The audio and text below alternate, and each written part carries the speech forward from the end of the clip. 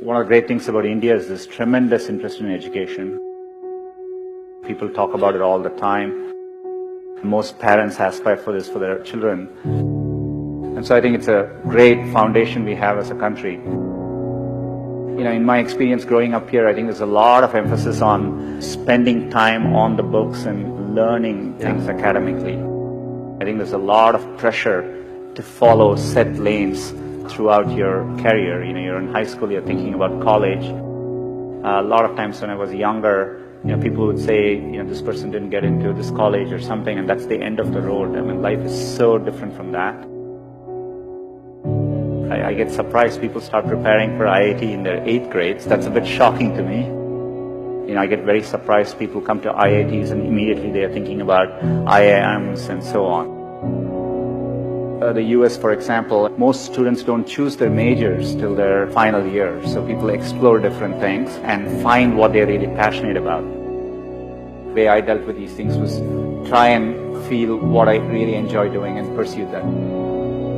I would do what feels something like you like spending time on. I would use that as a yardstick and not feel the pressure to do what others are telling you to do. I've always wanted to work on computing, build computing products. The thing which still keeps me going is the desire to build products which will be used by billions of users and makes a difference for them. And that's what I've been focused on. It doesn't need to be even in engineering. There are many, many different ways, and you will see this later in life. People do well from all walks of life.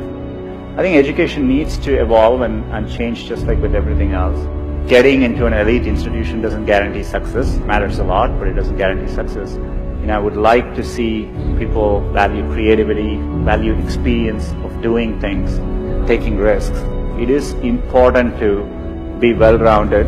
I would encourage people to try different things, take some risks, follow their passions a little bit more, enjoy what you're doing. And what matters most is loving what you're doing and trying to do well at it.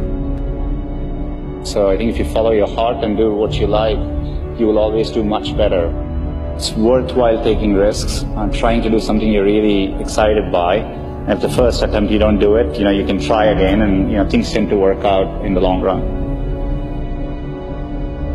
If you work on really difficult things, you're better off because you have no competition. Others aren't working on that difficult a problem. Even if you fail, you end up doing something great in the process. You want to aim high enough that you fail a few times. I think that's the natural part of the process. Setbacks actually don't matter. In Silicon Valley, part of the reason so many people start up a company is, starting up a company and even having failed, you can wear it like a badge of honor. And I think that's important. Culturally, risk is rewarded. So I think it's important to keep your hopes, keep your dreams, and try to follow them. Most of how life plays out is up to you, not up to what happens outside of you. And I think it's important to keep that in mind and take the long-term view. Some point in your life, you have to work with people where you feel a bit insecure, because that means you're working with people who are better than you and who are pushing you. If you actually feel very secure in what you do, it means you're doing something comfortable and you're not pushing yourself. There are many, many times I've felt working with people in a group, am I doing enough? Are these people seem much better than me? And I think it's an inherent part of learning.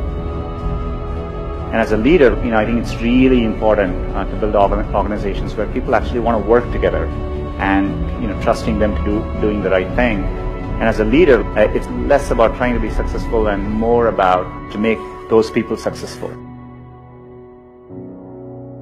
I'm absolutely, with full certainty convinced that India will be a global player in the digital economy, and it will be competitive with any country in the world.